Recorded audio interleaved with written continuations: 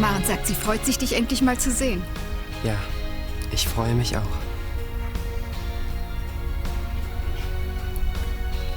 Maren fragt, ob du gut hergefunden hast. Ja, habe ich. Was empfindest du für mich?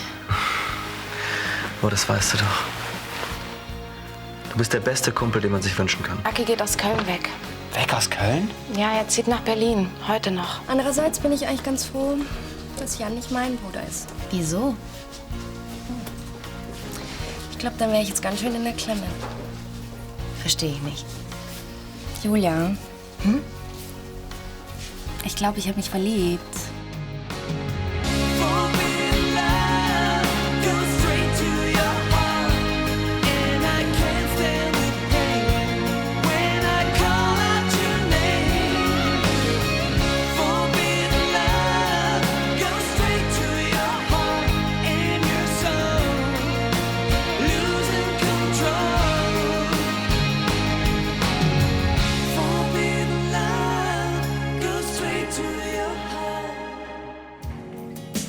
Rufst du mir noch ein Taxi, bitte? Ja, klar. Aber du nimmst die beiden Turteltauben da hinten hoffentlich mit. Ich will nämlich in die Feder. Sie unterhalten sich gerade so nett. Ach Mann, es ist schon so spät. Lass sie noch ein bisschen. Können Sie sich nicht zu Hause unterhalten? Es ist viel gemütlicher. Ja, aber so weit sind sie noch nicht. Na gut. Dann stehe ich mir eben die Beine in den Bauch, bis sie denn so weit sind. Danke, du bist ein Schatz. Tust du mir noch einen Gefallen? Vielleicht die passende Musik? Soll ich einen Stehgeiger anrufen? Nein, ein Cocktail tut's auch. So ein, weißt schon. Aha. So. Irgendwelche Spezialwünsche hinsichtlich Farbe oder Geschmack? Hauptsache Alkohol. Ganz schön durchtrieben. Ja, ich mein's ja nur gut. Ich zahle auch gleich alles zusammen. Hey, du kriegst doch was raus. Nee, lass mal für die Kaffeekasse. Danke. Also, ich gehe jetzt dann mal. Ja, wie, allein? Warte, wir kommen mit. Nein, ich fahre doch nur nach Friedenau. Köln ist mir eh zu weit. Ja, warte mal, wir können doch mitkommen, oder? Genießt ihr beiden Hübschen mal den Abend. Ja, ich bin so und so ziemlich müde. Du auch? So richtig müde eigentlich nicht. Siehst du. Aber wenn du unbedingt gehen willst, dann geh. Tada! Tadadada. Wow, die sehen ja toll aus. Das ist ja noch gar nichts. Ihr müsst erst mal die in unserer New Yorker Filiale sehen. Die Teile reichen ja für 6. Warte mal, ich glaube, dass ich gar nicht genügend Geld mit Das habe. ist schon bezahlt. Eine mildtätige Gabe deiner Schwester. Ist sie nicht reizend? Kommst du morgen nach Friedenau? Ja, gern. Zum Mittagessen? Klasse. Gut, dann einen schönen Abend noch. Ja. Tschüss.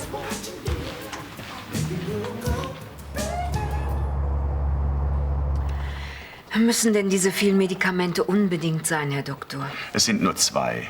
Und beide auf pflanzlicher Basis. Das heißt noch lange nicht, dass sie auch wirklich helfen. Ja, Schaden tun sie jedenfalls nicht. Und sie sind immer noch besser als pure Chemie.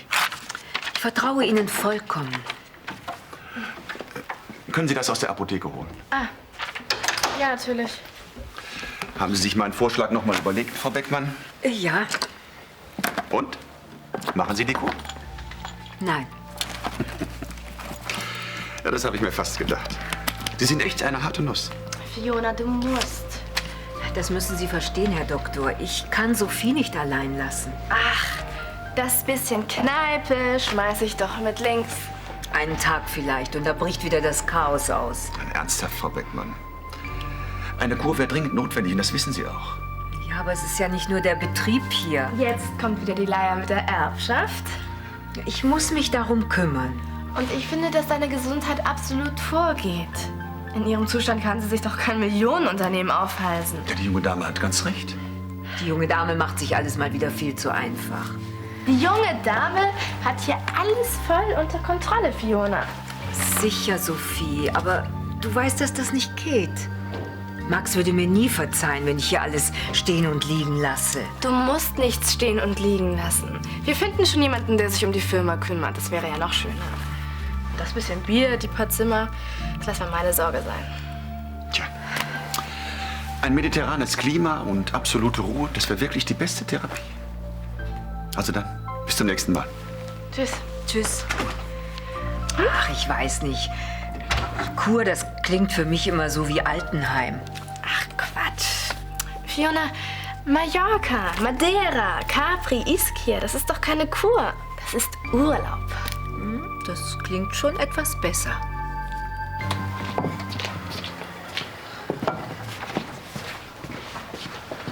Gero, so geht's nicht weiter. Wir müssen miteinander reden. Ich hab's zweimal versucht und jedes Mal hast du abgeblockt. Ich weiß, ich konnte nicht anders. Na, jetzt kann ich nicht. Gero, bitte. Und? Welches Thema schlägst du vor? Gibt eine Menge, worüber wir reden sollten. Zum Beispiel? Hast du es von Stefan gehört? Nee. Und ich kann nur hoffen, dass das auch so bleibt. Hallo Jan. Na? Und? Schon ausgeschlafen? Ach, schon lange. Und? Was? Gestern Abend, wie war's? Ach ja. Ja, gut. Nett. Erzähl doch mal. Schade, dass du schon so früh weggefahren bist. Ja. Und mit Nicole? Ja. Nichts.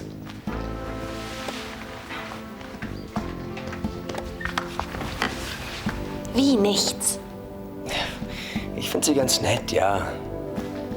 Nett. Ja. Ich meine, was erwartest du, hm? Ich weiß nicht, hätte ja sein können, dass ihr euch... Nee. Nicole. Hallo. Hallo Jan. Und? Bist du gut nach Hause gekommen? Ja, danke, sehr gut. Also, ich musste mal los. Bis später. Tschüss.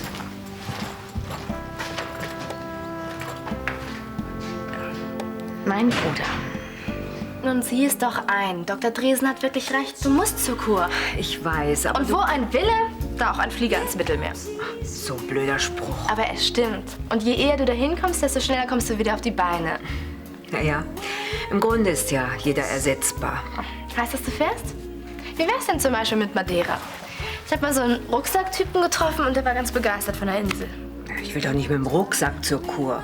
Ich glaube, die lassen auch Leute mit Koffer rein. Die Insel soll wirklich schön sein. Ich weiß, Sophie. Ich wollte immer schon mal nach Madeira. Allein schon wegen der Blumen. Aber doch nicht unter solchen Umständen. Ja, aber wenn du hier so weitermachst, dann kommst du wahrscheinlich nie mehr hin. Ja, und was ist mit der Firma? Vielleicht kannst du ja dein Stimmrecht an jemand anderen übertragen. Wie wär's denn mit Clarissa? Gute Idee. Nein, Sophie, das ist gar nicht so einfach, da jemanden zu finden. Erstens muss es einer sein, der was von Geschäften versteht. Und zweitens, dem ich vertrauen kann. Du kennst doch Gott und Lotte. Und drittens muss es einer sein, der sich nicht von Clarissa um den Finger wickeln lässt. Da fallen allerdings schon mal ein paar weg. So, da bin ich mal wieder. Willst du auch was? Aber mit viel Bananen drin. Sollen die Stimmung heben. Hier hast du erst mal 5. Und ich hol dir noch welche. Ich hab dich in der Pension gesucht. Bei der schlechten Großwetterlage tauche ich da im Moment besser nicht auf. Na gut, dass deine Mami dich jederzeit wieder aufnimmt. Du kannst froh sein, dass dich deine nicht rausgeschmissen hat. Wohnst du jetzt wieder ständig hier? Darauf läuft's voraus.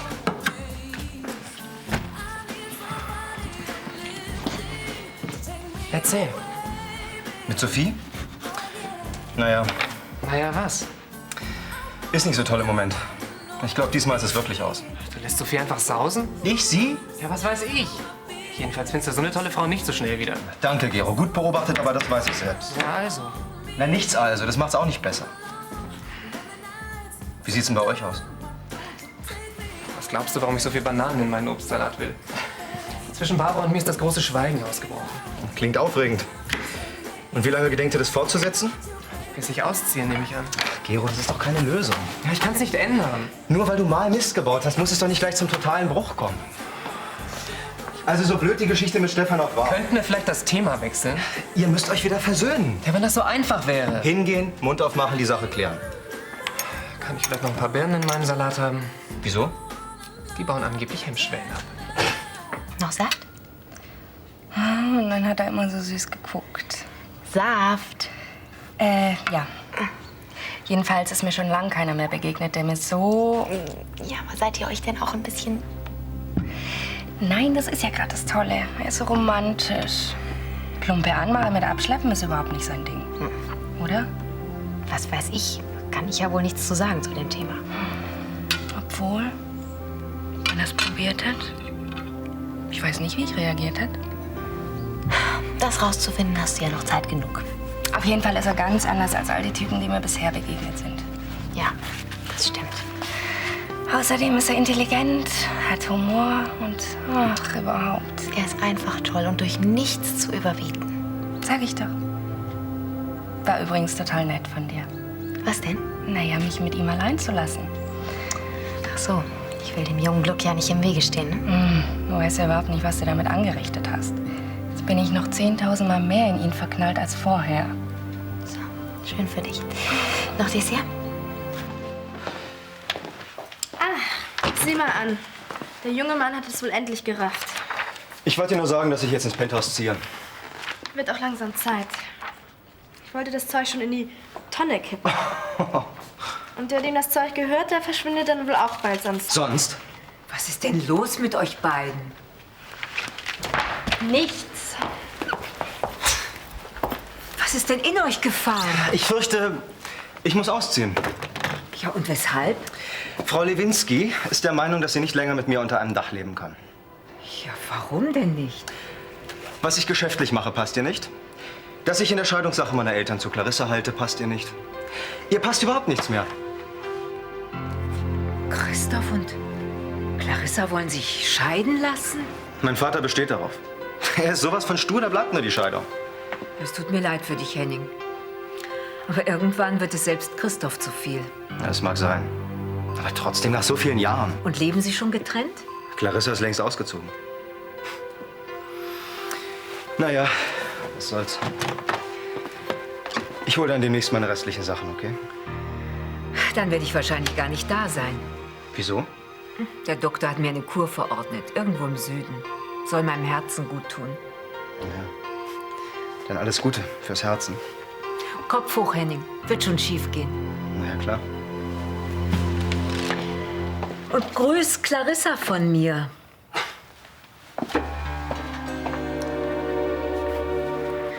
Am Schluss war alles so kompliziert. Ich habe überhaupt nicht mehr gewusst, wie ich da noch rauskommen soll. Du hättest mit mir reden sollen, Gero. Ich habe mich nicht getraut. Ich konnte dir einfach nicht sagen, dass ich schwul bin. Irgendwie habe ich es ja eh geahnt. Und dann hätte ich dir einfach so sagen sollen, dass ich mich in deinen Freund verliebt habe? Es wäre sicher ein Schock gewesen, aber... Eben. Glaub mir, ich habe mich total beschissen gefühlt. Wir haben beide Fehler gemacht, Gero. Als dann auch noch rausgekommen ist, dass Stefan in deiner Firma rumschnüffelt, da war es zu spät für ein Geständnis. Ich hätte das merken müssen, aber ich war so blind. Das hat das Ganze für mich nicht einfacher gemacht. Leider, ich weiß. Oh, Gero, bitte. Lass uns das Ganze doch vergessen. Diese dumme Geschichte ist es doch nicht wert, dass wir uns weiter streiten. Hm? Hallo zusammen. Kathi? Das staunt ja, was? Endlich wieder zu Hause. Da kommt die Tochter aus dem Internat und die Mutter fällt vor Begeisterung fast in Ohnmacht. Ach, Unsinn. Na, Kleine? Hey, Großer. Was ist denn das für eine komische Stimmung hier? Na, was soll sein? Ihr seid irgendwie so merkwürdig. Nein, wir sind nur total überrascht. Stimmt's, Gero? Sicher. Sonst ist alles ganz normal. Was ist? Ich stell mir gerade was vor. Was denn? Wie du mit ein paar Mädchen aus deiner Klasse auf dem Schulhof spielst. Und? Nichts und. Ich kann es mir einfach nicht vorstellen. Ich sehe dich immer nur allein rumstehen, während die anderen ihren Spaß haben. War doch immer so, oder? Nicht immer. Aber meistens. Wie kommst du drauf? Ich spür das. Denkst du, das lag an mir? Das musst du besser wissen als ich. Keine Ahnung. Habe ich nie drüber nachgedacht. Klar hast du drüber nachgedacht. Ja, ich habe auch immer drüber nachgedacht. Mir ging es nämlich genauso. Ich habe auch die meiste Zeit allein rumgestanden. Ja, auch außerhalb der Schule. Ich war meistens allein. Na, du hattest ja wenigstens noch Jan, aber ich hatte keine Geschwister. Na, also ein Bruder ist ja wohl nicht dasselbe wie eine Freundin. Vielleicht versteht man sich mit Geschwistern manchmal besser als mit Freunden. Ich habe mich am besten mit meinen Fantasiefreunden verstanden. Mit Mit wem? Freunde, die ich mir in der Fantasie ausgedacht habe. Möchtest du noch Kaffee? Ja, aber nur halb voll. Und gab's unter deinen Fantasiefreunden vielleicht auch jemand, der so aussah wie ich? Müsste ich jetzt mal überlegen. Ich störe doch nicht. Nein, überhaupt nicht. Wir trainieren gerade unsere Fantasie. Nicole, das ist mein Vater Christoph. Papa, das ist Nicole. Guten Tag. Guten Tag, schön Sie kennenzulernen.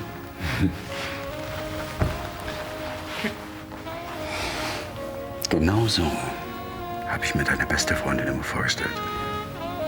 Ich mir auch. Bist du jetzt zum Außendienst tätig? Nein, bei einer Umzugsfirma. Hat sich deine kleine Freundin also rausgeschmissen? Wie kommst du denn darauf? Ich bin freiwillig gegangen. Mit Sophie kann man nämlich im Moment nicht reden. Habe ich ja immer gesagt, dieses Mädchen ist einfach unter deinem Niveau. Wieso redest du eigentlich immer von Niveau? Jedenfalls hast du nicht vergessen, wo dein Zuhause ist. Ich störe dich hoffentlich nicht. Nein, gar nicht. Ich habe sowieso nie verstanden, wie du auch nur eine Nacht in diesem Spießerladen bleiben konntest. Diese Pension ist nicht spießig, sie ist einfach. Na schön, dann ist sie eben einfach spießig. Clarissa. Fiona ist bestimmt sehr traurig, dass du gegangen bist. Wieso? Du warst doch bestimmt ihr einziger Gast, der regelmäßig seine Miete bezahlen konnte. Ich glaube, Fiona hat im Moment ganz andere Sorgen. Ach ja, die Pensionswirtin bereitet sich auf ihre große Aufgabe im Orbis-Konzern vor. Fiona bereitet sich höchstens auf ihre Kur vor. Wieso? Ist sie denn krank? Offensichtlich. Jedenfalls geht sie für längere Zeit ins Ausland. Ach, und was ist mit ihrem Posten im Aufsichtsrat? Hat sie denn einen Ersatz? Ich habe sie nicht danach gefragt. Ja, interessiert dich das denn nicht? Ehrlich gesagt, nein. Ja, sind wir eine Familie oder nicht? Was noch davon übrig ist. Du scheinst ganz zu vergessen, dass ich Boutiquen in den Orbis-Passagen habe. Für mich ist es sehr wichtig, wer jetzt die Entscheidungen im Konzern trifft und wer nicht. Ja, das kann ich mir denken, für mich aber nicht. Ich muss noch mal weg. Das ist ja eine Überraschung. Sie haben mich eine Ewigkeit nicht mehr besucht. Was führt Sie denn zu mir? Nichts Besonderes. Ich wollte nur mal vorbeischauen. Einfach nur so. Naja, bis jetzt hat mich jemand Bestimmtes immer davon abgehalten. Doch nicht etwa Clarissa. Wie kommen Sie denn darauf? Einfach nur so eine Vermutung. Bitte schön. Danke. Setzen Sie sich. Dankeschön. Henning hat mir gesagt, dass Sie sich scheiden lassen wollen. Ja, es sieht ganz so aus. Das sieht nur so aus. Nein, es steht fest. Da ist nichts mehr zu rütteln. Das haben schon viele gesagt und dann sind Sie doch wieder auf Sie reingefallen. Die Scheidung steht fest. Das hoffe ich. Fiona, Sie haben doch nichts zu befürchten. Ich habe nichts zu befürchten. Es fällt mir nur schwer, Ihre Schandtaten zu vergessen. Die Geschichte mit Jan und Julia. Und dann die Geschichte mit Max Orbis. Was ist denn mit Max? Sie hat mir damals Max ausgespannt, weil sie das Geld von ihm wollte, um Linie Clarisse zu gründen. Was denn von Max? Mich überrascht überhaupt nichts mehr. Es tut mir leid, dass ich Ihnen die volle Wahrheit über Ihre Frau sagen muss. Aber ehrlich gesagt, ich hatte Angst, dass Sie wieder schwach werden. Deshalb wollte ich die Geschichte mit Max unbedingt loswerden. Clarissa wird Friedenau nicht mehr betreten. Das ist so sicher wie das Abend in der Kirche. Weiß die Schulleitung, dass du hier bist? Na klar, ich habe ihnen die Zeitung gezeigt. Danach haben sie mich gleich gehen lassen. Hast du tatsächlich auf Christoph geschossen? Die Zeitung haben maßlos übertrieben. Ja, wie war es denn wirklich? Kathi, ich habe nicht auf Christoph geschossen. Ein Schuss hat sich gelöst und so ist das Ganze passiert. Wieso hast du überhaupt eine Pistole gehabt? Kathi, ich kann dir das jetzt nicht alles erklären. Ja, du musst mir nicht alles erklären, das Wichtigste reicht schon. Ich bin doch selbst noch ganz durcheinander. Darüber reden hilft vielleicht. Warum habt ihr mich nicht angerufen? Ich habe totale Angst um dich gehabt. Kathi, wir wollten dich nicht beunruhigen. Du siehst doch, es ist alles wieder in Ordnung. Wenn alles in Ordnung ist, warum druckst du dann so rum? Kathi, ich würde lieber in Ruhe mit dir darüber reden, ja? Können wir ja jetzt. Nein, später. Ach Mann. Nanu, du hier so ganz allein?